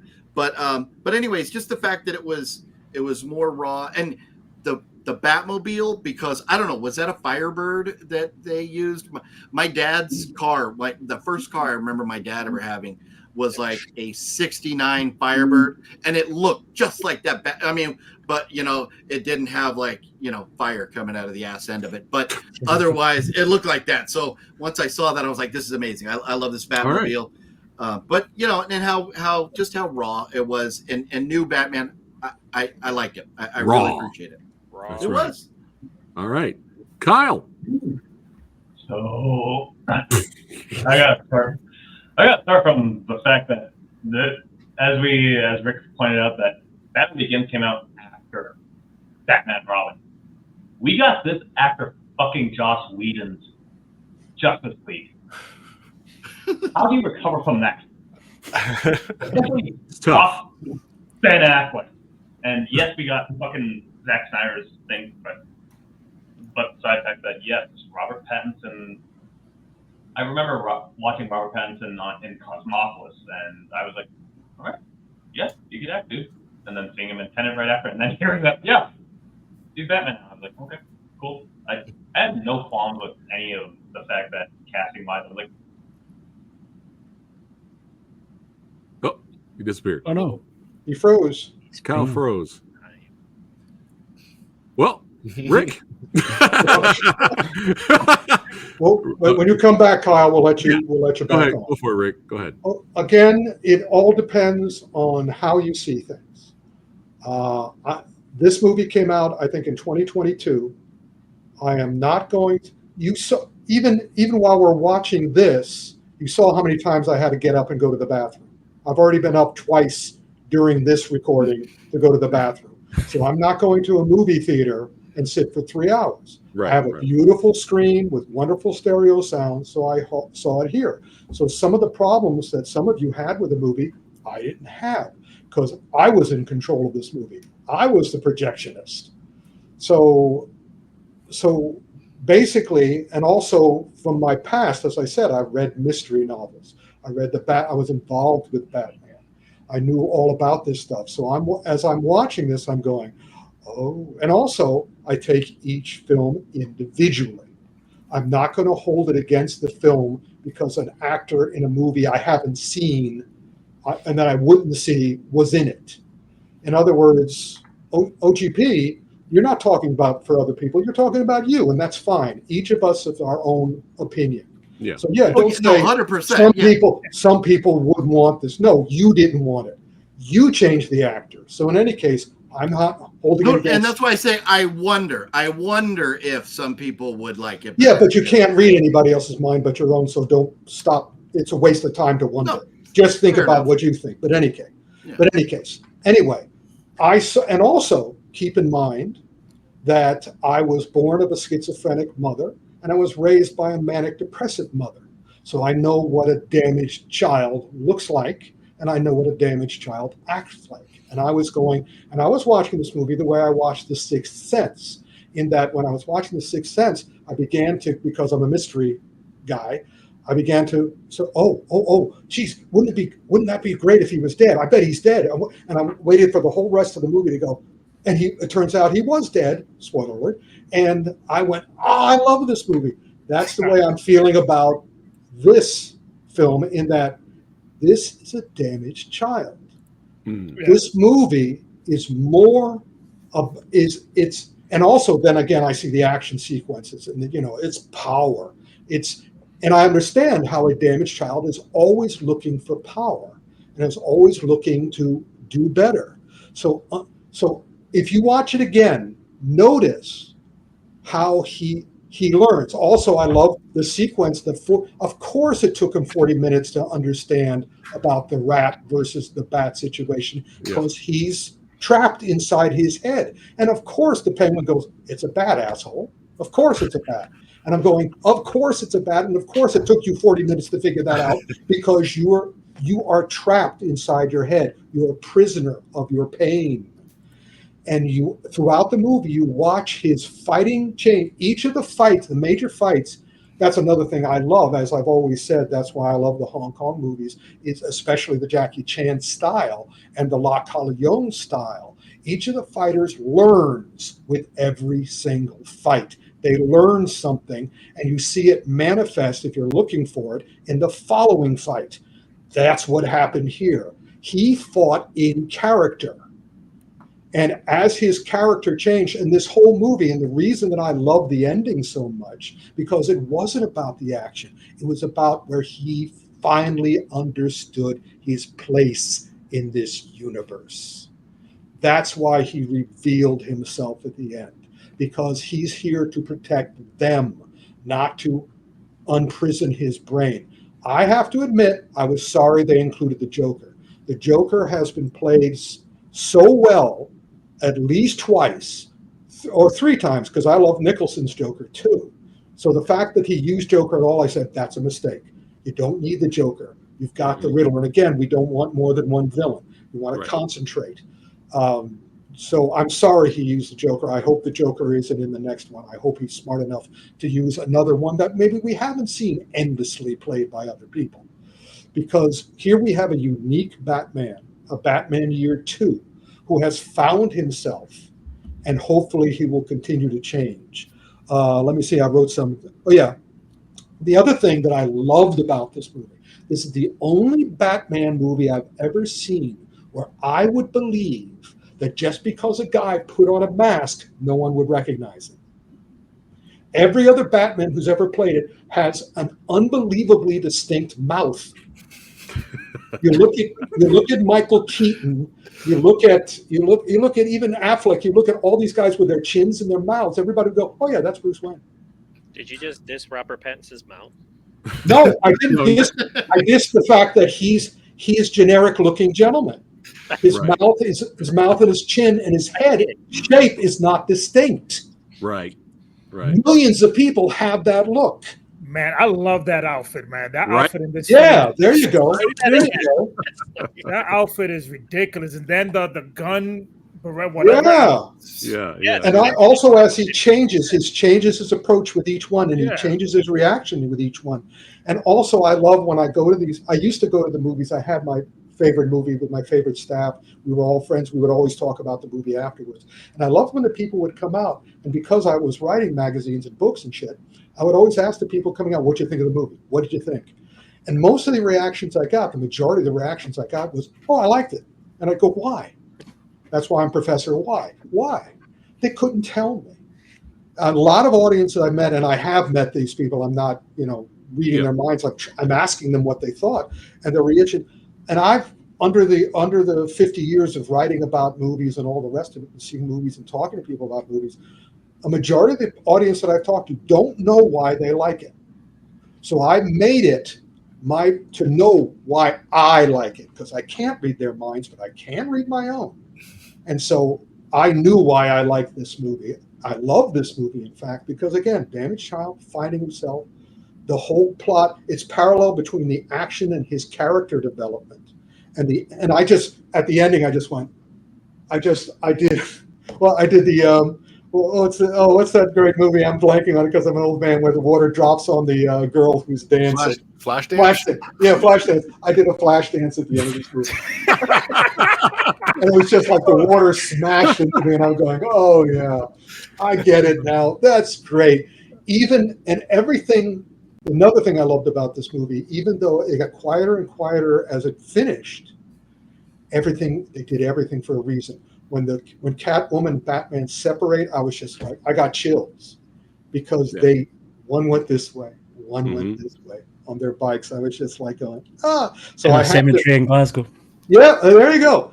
Daniel Herreras, Samuel Le were the choreographers and the kite guys in this one, and I'm just like going, 2 thumbs up, gentlemen. Nice job. Now let's see. I wrote Damaged Child. I got changed fight style, changed character. Oh yeah. He's mentally constipated. That was the phrase I was looking for. He's mentally constipated. Until the end, he just has a Metamucil of the mind, and it's just like boom. There needs to be an actual review written somewhere so people could read that. He's mentally constipated. Yeah, I wrote originally fight versus character. It's not fight versus character. It's fight X character. It's fight and character.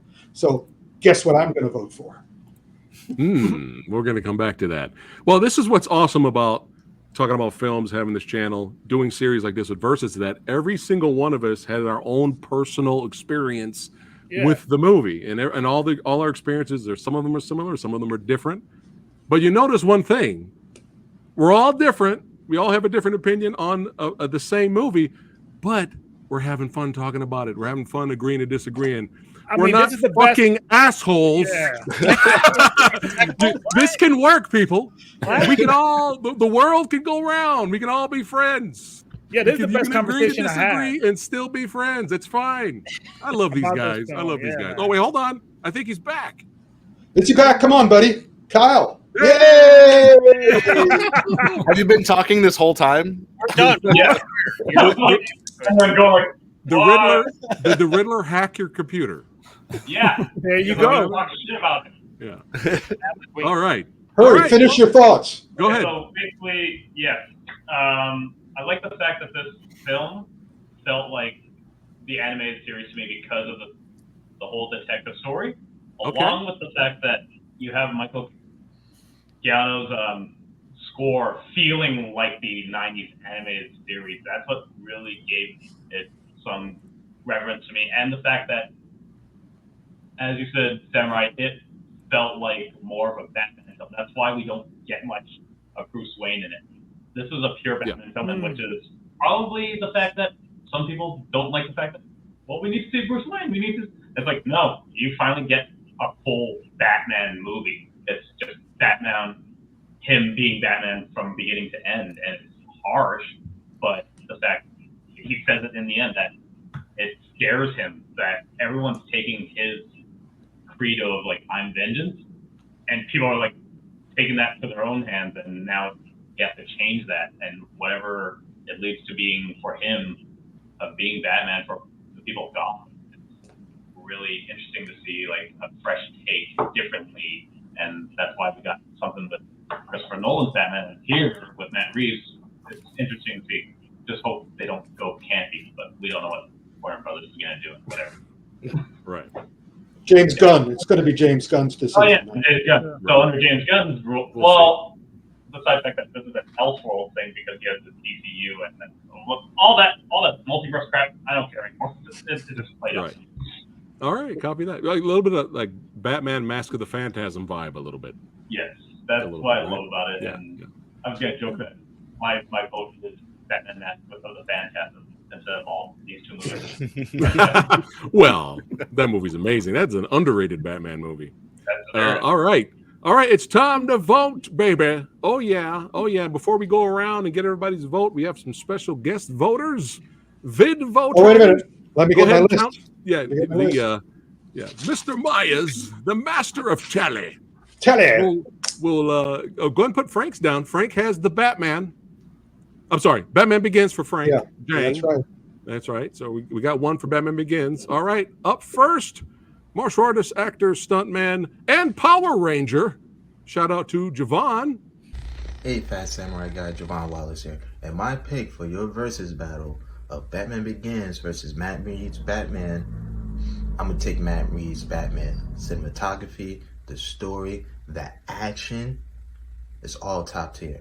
I'm taking Matt Reeves' Batman. Keep it short, clean, and simple. Love you, Christopher Nolan, but Matt Reeves all the way. Wow, look at that. All right. We got one. Smooth? Like, how smooth was that? He was like, hey. I was like, that thing was 100 frames, bro. That was sweet. Yeah. We've all been doing this wrong. Javon, all right?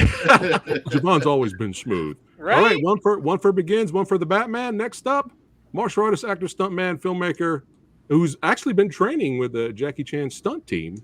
I'm going to have to get with him and talk to him about that. Our boy Nathan Gehring.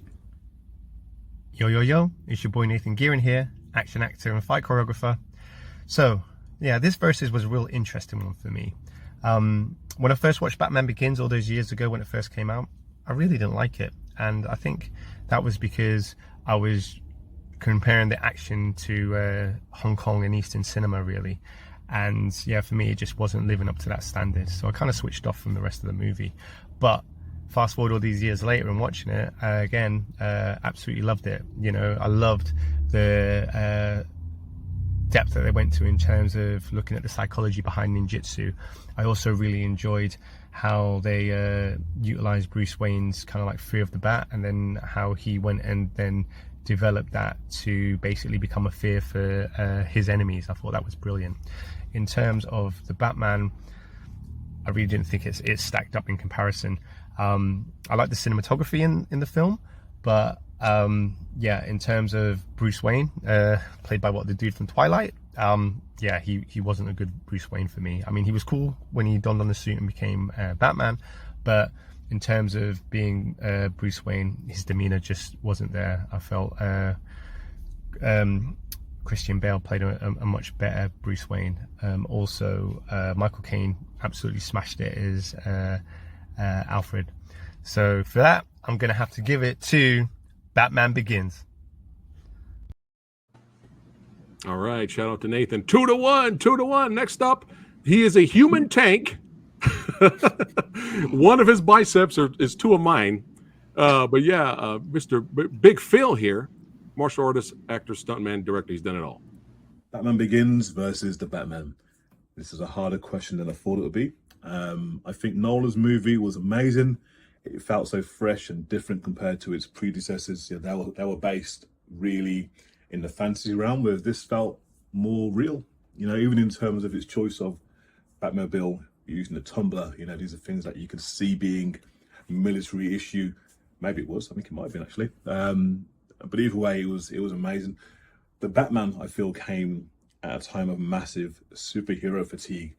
Everyone was just sick of all this shit being churned out, you know, left, right, center. It felt soulless and vacuous, and this felt different. It felt more weighty. The sound design was amazing. The fight scenes were sick. The Batmobile chase scene with when he's racing again, chasing after Falcone was just mind blowing. So, although both films are amazing, I'm going to go controversially, I'm sure, with the Batman. Wow, look at that. It's getting spicy around here. One more, and then we'll go to our panelists here. My man, Eric. That's right. Big, huge comic book fan and metal guitar enthusiast. The brother can shred. But I had to get his opinion here. So here we go. E-Rock, 331 E-Rock, Eric.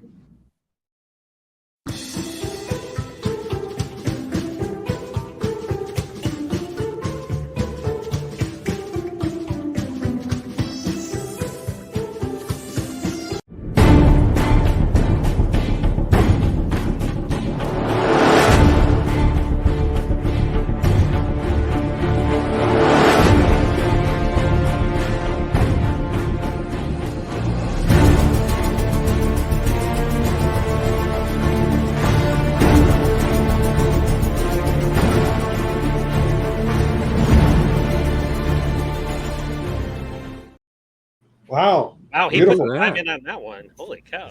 Yeah. Look at that. Batman Begins for Eric. Shout out. Thanks again for sending that to me, brother. Where are we at now, Rick? 3-2. 3-2. Okay. John, who you got, brother? So every time you have me on one of these shows, I always yell at you because I'm like,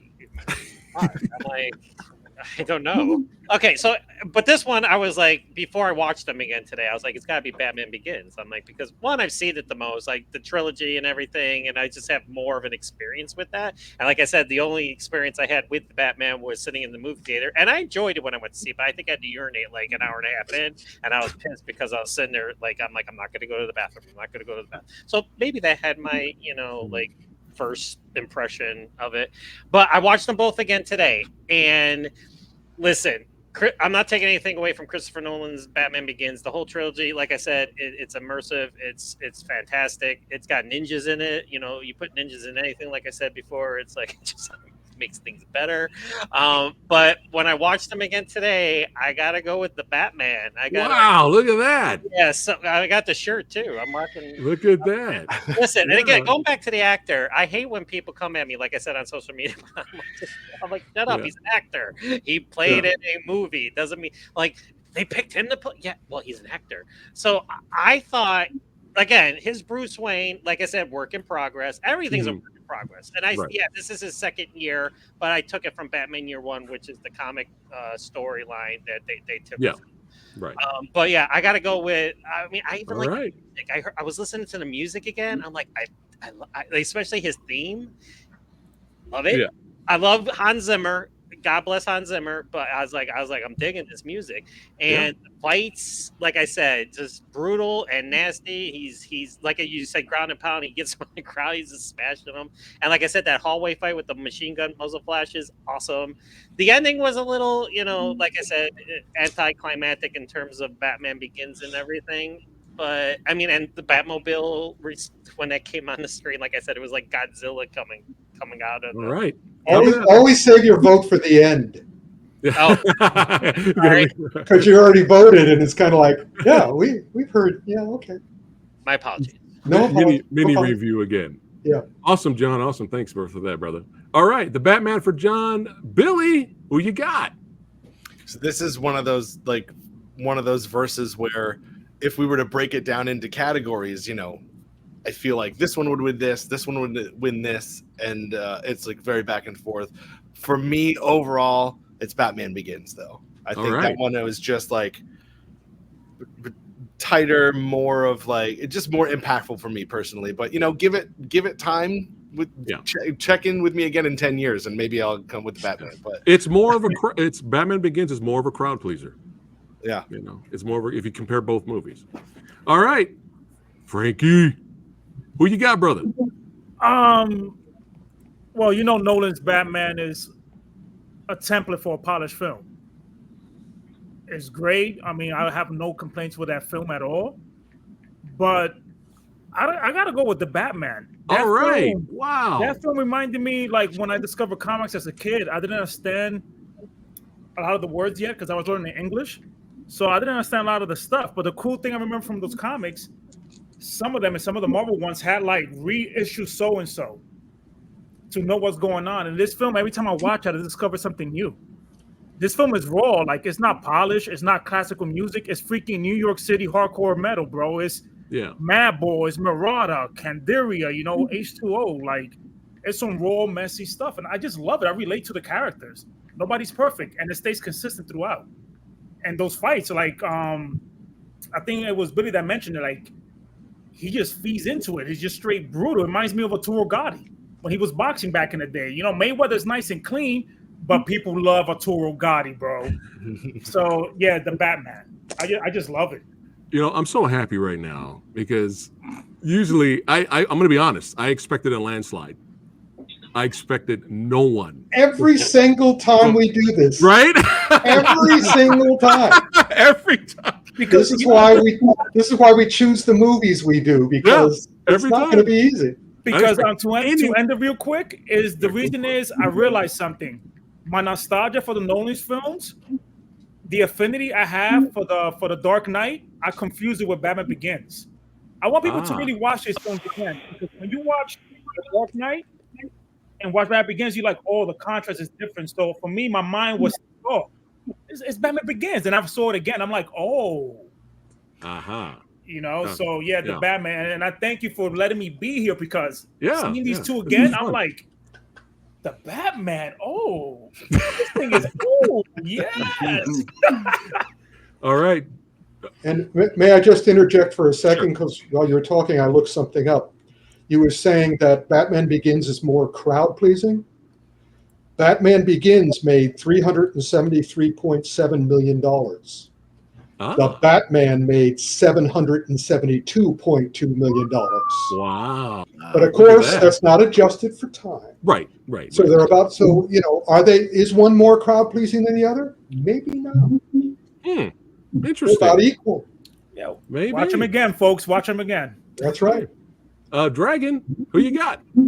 It's difficult, man. This is like I'm getting flashback deja vu to John Wick 4 and the Raid 2. Like there's no loser in this situation again, because these are both phenomenal movies. John's got his The Batman t-shirt. I've got my Nolan kind of Batman ink. So for me, I think probably for the moment going to be Batman Begins. But God damn, it's close. All right, nice. Where are we at, Rick? 5-4. All right, Begins is still up 1. Okay. OGP, who you got, brother? So the elements of the Batman that make it so close to being a horror movie make me absolutely love it. The cast of Batman Begins and a little more backstory of younger Bruce Wayne, I love that. So one day I might pick one day it is very, very hard toss up. Kind of my 2 favorite movies of all time, Shining, Silence of the Lambs. Ask me one day I'll go one way, one day I'll go the other. I can't. So, but with that being said, right now I went all day long swearing I was going to say 1, but after hearing everybody talk, oh no. Wow. It is the Batman. Wow. And it's a tie. Okay. It is the It's Batman. a tie, everybody. This is what Versus is all about, man. This is what Versus is all about. I love the horror, how dark and eerie it was. Yes. It's close. Again, thought it was going to be a landslide. I thought Begins was going to, everyone's going to go Begins. Kyle, who you got? I think I know, but who you got? Batman Master of the Phantasm. No cheating. Look, yeah, it's exactly how we all talk about this. Watching these 2 films back to back and then trying to figure out which one's going to win. I was like, this is a hard one, a really big hard one. And actually, I had to do this to be a tiebreaker for me. So I rewatched Michael Keaton's Batman '89.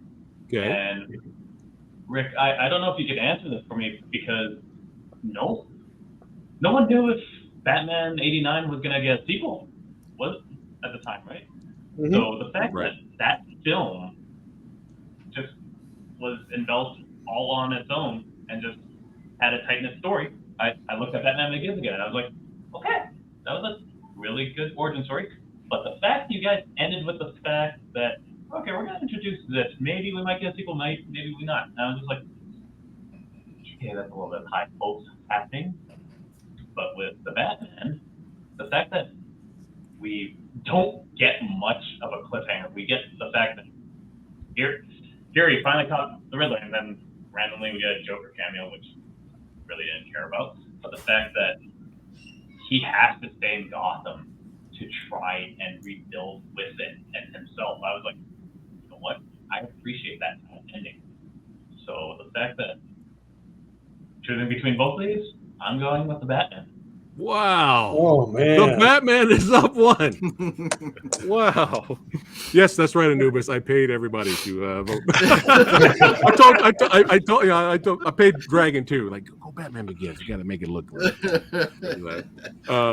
But no, it's interesting. There you go. I thought that's the GOAT. Yes. Okay. But it's interesting you said that though, Kyle, because when they announced a possible sequel for the Batman, this was my first reaction to my wife. I said, do they really need to? They don't really need to, because it's just the way it ended I was perfectly fine with that. And it's always this, you always get scared of if they do continue it, there's a chance they could fuck it up. You know, and we can get our Batman. You guys all hear the rumor that broke out yesterday about Boyd Holbrook being cast as Two-Face? Oh, no. Interesting. Okay. Great choice, because that character has always been ruined in the movies prior to this. Mm-hmm. All right, interesting. Okay, Rick. Well, I was hoping I was going to be the tiebreaker, but I'm not the tiebreaker. I'm just jumping on for the Batman. Wow, look at that. Yo, we're gonna go viral, and I'm gonna love it. It's gonna be amazing. All right. The Batman for Rick. Anubis is like, you just say it, Samurai Guy. Yeah, it's not going to make a difference. I know. Yeah. Well, we have the community vote. Well, of course. We have that too. But I only care about us. Right. But again, love Batman Begins. Despite the fights, I still, the movie makes up for it. It's one of the greatest. It's a classic. I give Batman Begins an A, but it's not my favorite Nolan Batman movie. You know, it's not my favorite. So again, sorry, Anubis.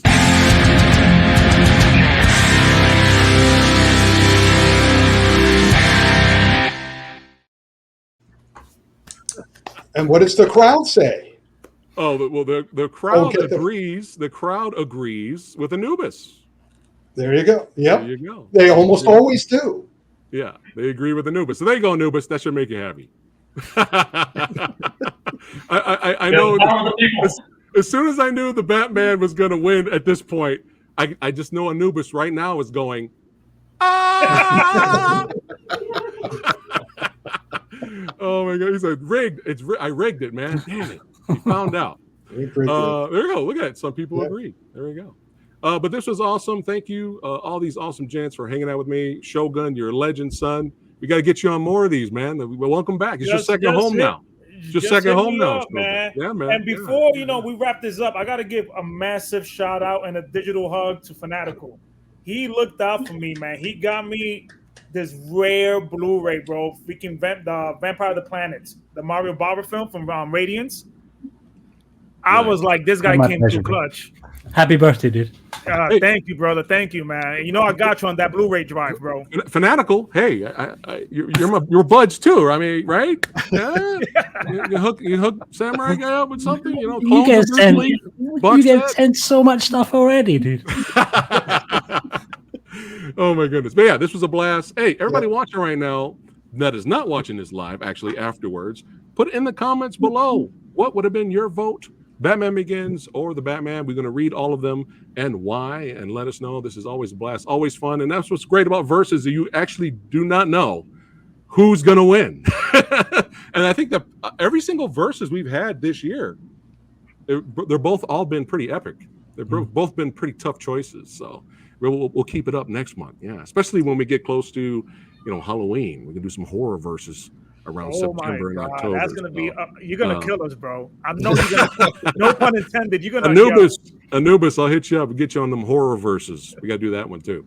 But hey, everyone here, check out the links below. You can follow everyone that's in this panel. Subscribe to everyone. Action Flicks, baby. Billy Handsome, Fanatical Dragon, the Shogun. He knows his stuff. Kyle Wong and the OGP. Subscribe to other channels. Follow them on Instagram. And Rick as well. Check out his store to get some cool merch. And of course, hey, if you guys had fun here, don't forget to like, share, and subscribe to the Old Samurai Guy. And we will see you guys on the next one. And don't forget, I forgot to mention earlier, the reason why we chose both of these movies is because we're celebrating Comic-Con month. That's right, because something special and badass is returning to Comic-Con very soon.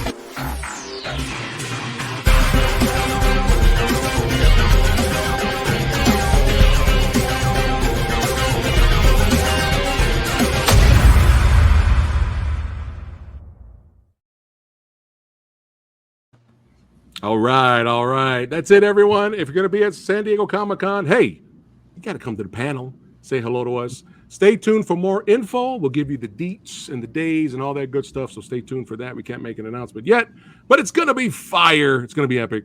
But thanks again for watching, everyone, and we'll see all you badasses on the next one. Take care, guys. Ah.